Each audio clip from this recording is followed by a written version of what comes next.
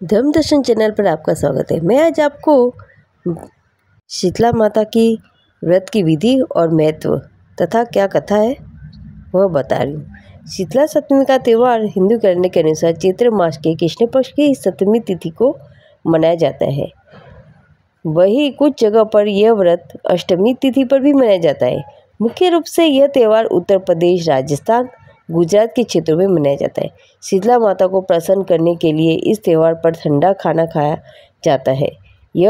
इस व्रत में एक दिन पूर्व बनाया हुआ भोजन किया जाता है, अतः इसे बसोरा भी कहते हैं।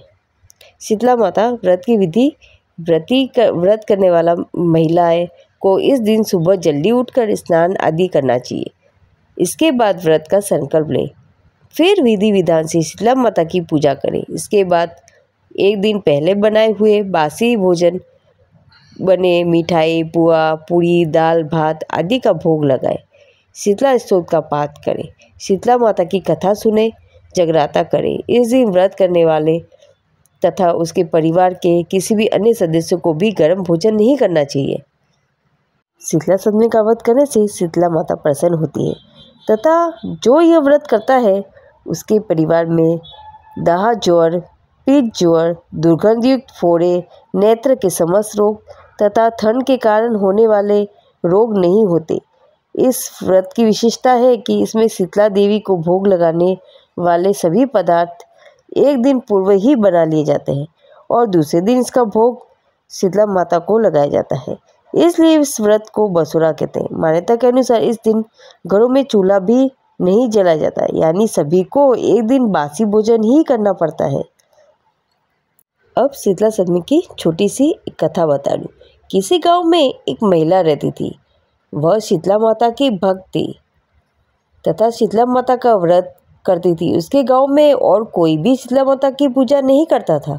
एक दिन उस गांव में किसी कारण से आग लग गई। उस आग में गांव की सभी झोपड़ियां जल गई, लेकिन उस औरत की झोपड़ी सही सलामत रही।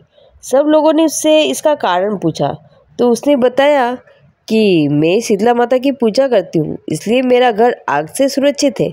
यह सुनकर गांव के सभी लोग शीतला माता की पूजा करने लगे। ऐसी है शीतला मैया की महिमा।